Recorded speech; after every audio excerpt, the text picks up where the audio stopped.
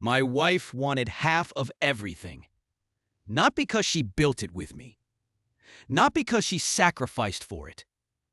Not because she stayed through the hard years, the late nights, the panic, the debt, or the mornings when I had to pretend I was not terrified of losing the company. No, she wanted half because she thought I was stupid. Her name was Rebecca, and my name is Elliot. And the day she told me she wanted a divorce, she said it like she was announcing a business decision with a calm voice, folded hands, no tears, no trembling. No, I'm sorry. Just a woman sitting across from me at our kitchen island, wearing the diamond bracelet I bought her for our 10th anniversary, explaining that she deserved a fair share of the life we had built. The life we had built. That was the phrase she used. The life we had built. I almost admired it. Not the lie itself, but the confidence. Because by then, I already knew what she had been doing. I knew about the messages, the hotel, the money, the apartment downtown. I knew about the man whose name she had saved in her phone as M. Carter Consulting. And I knew she had no idea how much proof I had. This is file number 009. She wanted half of everything. Until I opened the file. Rebecca and I had been married for 11 years. When we met, I was 29 and exhausted in the way only people starting a business can be exhausted. I owned a small commercial cleaning company. Small is a generous word. It was me, 2 employees, 1 used van, a rented storage unit, and a website. My cousin built in exchange for pizza. Rebecca met me before the company looked impressive. That is important, because for years, I told myself that meant something. She had seen me before the money. She had watched me come home with bleach stains on my clothes and cracked skin on my hands. She had watched me fall asleep at the table with invoices spread out in front of me. And in those early years, I thought she was patient. I thought she believed in me. Maybe she did. Maybe part of her did. That is the worst part about betrayal. It does not always come from someone who never loved you. Sometimes it comes from someone who loved you until loving you stopped being useful. The company grew slowly, then quickly. A school district contract changed everything. Then 2 medical offices, then a chain of apartment buildings. By year 7, we had employees, payroll, real insurance, branded vehicles, and an actual office where the ceiling did not leak. Rebecca stopped working around then. She said she wanted to focus on the house, then on charity committees, then on building our social network. I said yes to all of it. I was proud that I could give her that choice. That was my mistake. I thought providing more meant protecting the marriage. But money does not protect anything. It only gives people better places to hide. Rebecca became polished. That is the word I used. Polished. New clothes, new friends, new restaurants, new phrases like wellness retreat and personal alignment. She started calling the business our company at parties. At first, it made me smile. Then it started to bother me, not because I did not want to share credit. Because she said our company only when there were people around to hear it. When invoices were overdue, it was my company. When a client threatened to cancel, it was my stress. When an employee quit without notice, it was my problem. But at dinner parties, with a glass of wine in her hand, it became our company. People tell you who they are in small ways before they destroy you in big ones. The affair started, as far as I could tell, with a man named Miles Carter.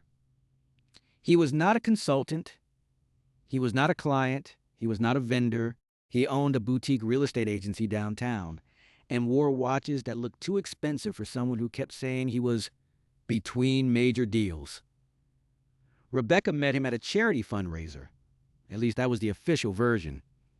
After that, his name began appearing in casual places. Miles said that new restaurant is impossible to get into. Miles knows the owner. Miles thinks we should look at investment properties. That word bothered me. But if I asked too many questions, Rebecca would tilt her head and give me that tired smile. You're being suspicious again. Again, that was her trick. She made my concern sound like a pattern. I would ask one question, and she would answer as if I had interrogated her for an hour. So I stopped asking. For a while. The first real clue came from a bank alert. A charge for $2,400. A furniture store downtown. I did not recognize it. When I asked Rebecca, she barely looked up from her phone. It's for the guest room. I said, the guest room already has furniture. She sighed. Not angry. Worse. Disappointed. Like I had failed a test in trust. It's for the charity auction staging area. I told you about this? She had not. But I was tired. So I let it go. Then came another charge. A kitchenware store. Then a linen company. Then a monthly payment to a building I did not recognize. I searched the name. The address was an apartment building downtown. Luxury glass balconies. Rooftop pool. The kind of place people rent when they want a second life with a view. I stared at the screen for a long time. Then I did something I had never done before. I checked everything. Credit cards, bank statements, shared accounts, business reimbursements, receipts, calendar entries. At first, I thought I was looking for an affair. What I found was worse.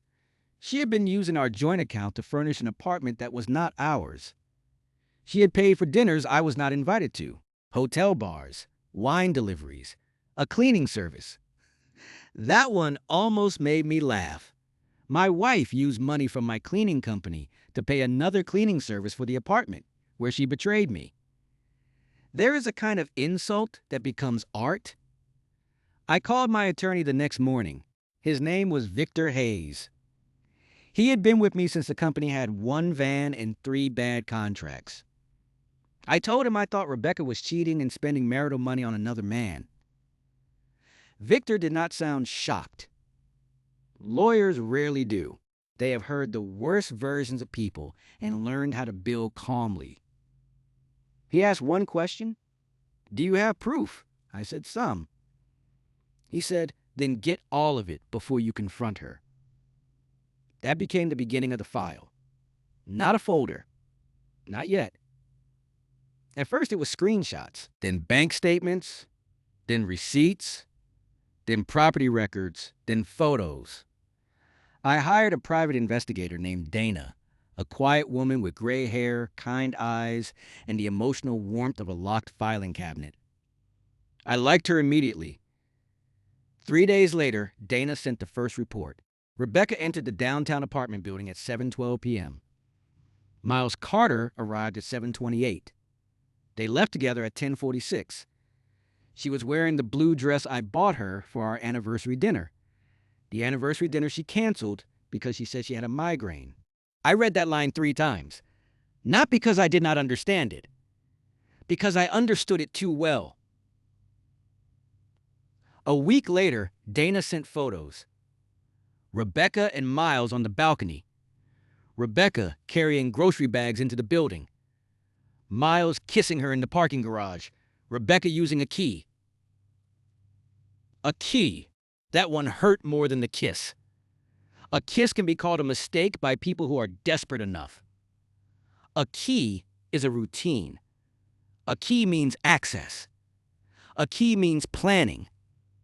A key means she had a place in his life and gave him a place inside mine. I printed everything.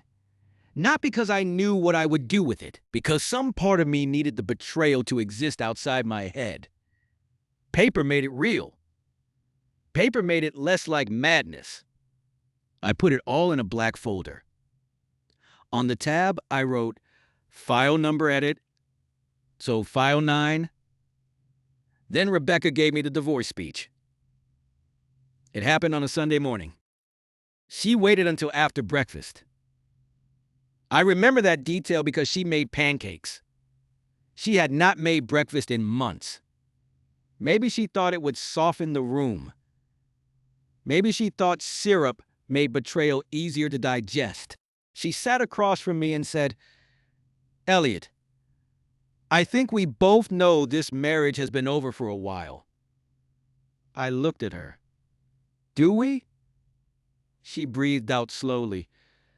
"I don't want this to become ugly." That meant she had already planned the ugly part and wanted me to behave while she delivered it. She continued, "I want a divorce." I nodded once. No reaction. That unsettled her. She expected confusion. Maybe begging, maybe anger. Instead, I asked, "What do you want?" Her face changed. Just slightly. There it was. The real meeting. She had not come to confess. She had come to negotiate. "I want the house sold," she said. "Half the savings, half the investment account. And I want my share of the business." I stared at her. "My share?" "Yes." "You mean the company?" "The company grew during the marriage." I almost smiled. Not because it was funny, because I suddenly understood the scale of her confidence. She wanted the business, not the van, not the storage unit, not the debt, not the years when payroll nearly broke me. She wanted the polished version, the version with contracts, employees, and profit. She wanted half of the tree after refusing to touch the roots. I said, "You should talk to your lawyer." "I already have." Of course she had. Then she leaned forward. And this is the sentence I will never forget. "I don't want to hurt you, Elliot, but I know what I'm entitled to." Entitled. That word sat between us like a loaded gun. I thought about the apartment, the furniture, the wine deliveries, the key, the blue dress. And I said, "Okay." She blinked. "Okay?" "Yes." She studied me. For the first time in months, Rebecca looked unsure. "Good." The first meeting with attorneys was 3 weeks later. Rebecca arrived in a cream suit with her hair pulled back and no wedding ring. She looked calm, expensive, prepared. Her lawyer was a man named Preston Vale, and he had the kind of smile that made every sentence feel like an invoice. Victor sat beside me. In front of him was the black folder. File number help. 19. Rebecca saw it. Her eyes paused there for half a second, then moved away. At first, Preston talked. He talked about partnership, lifestyle, marital growth, Rebecca's support, the sacrifices she had made, the social role she had played in my success. I listened. Victor listened. Rebecca nodded gently, like a woman mourning a marriage instead of trying to monetize one. Then Preston said, "My client is prepared to seek an equitable division that includes a substantial valuation of the business." Victor said, "Before we discuss business valuation, we need to address dissipation of marital assets." Preston's smile thinned. Rebecca turned her head. "What does that mean?" she asked. Victor opened the file. He placed the first statement on the table, the furniture store, then the building payment, then the linen company, then the wine deliveries, then the cleaning service, then the photos, one by one, apartment entrance, balcony, parking garage, the kiss, the key. No one spoke. The room went quiet in a way that felt almost physical. Rebecca stared at the photos, then at me. Her lips parted. I had imagined that moment many times. I thought I would feel powerful. I did not. I felt tired. That apartment was paid for with our account. I said. She whispered. Elliot. No. Just one word. She stopped. Preston picked up the statement and frowned. He looked at Rebecca. That was when I knew she had not told him. Not about the money, not about Miles, not about the apartment. Maybe she told him I worked too much. Maybe she told him she felt neglected. Maybe she told him she deserved half because she had stood beside me. But she had not told him there was a file. Victor continued.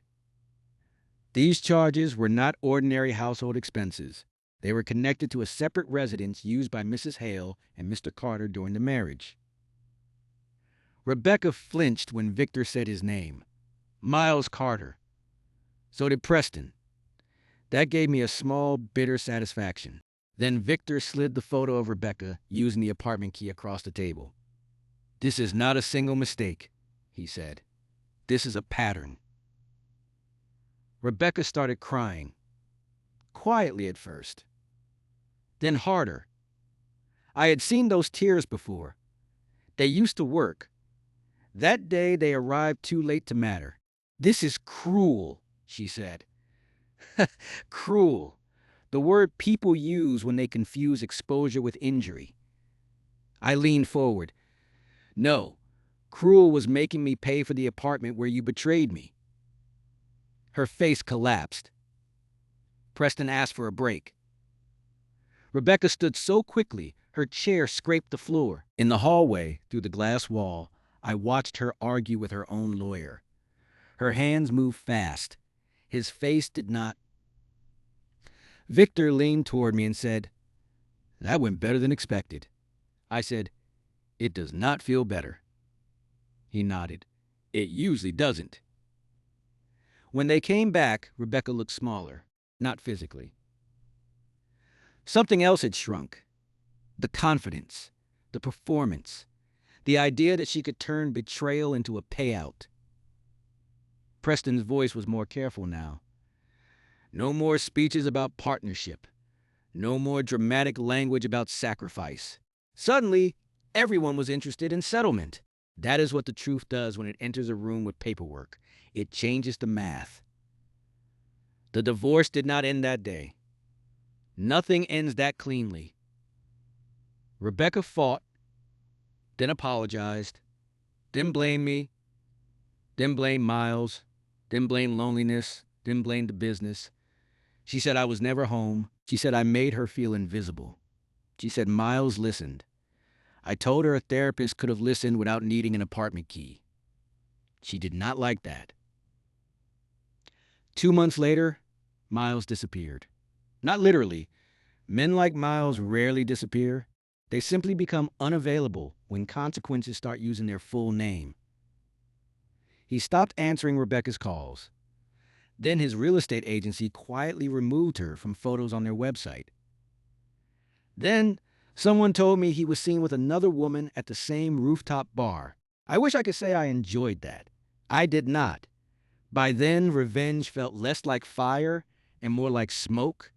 It was everywhere, and it still made it hard to breathe. The settlement was nothing like Rebecca had imagined. She received what the law required. No more. The apartment expenses were accounted for. The business stayed mine. The house was sold. I kept the company. She kept the bracelet. That seemed fair. On the last day after signing the final documents, Rebecca waited for me outside the conference room.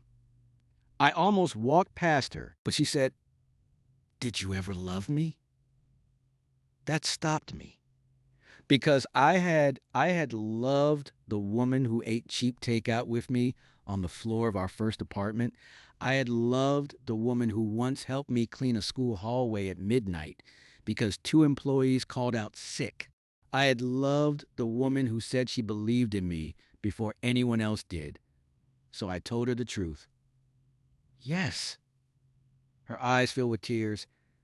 Then how could you do this to me?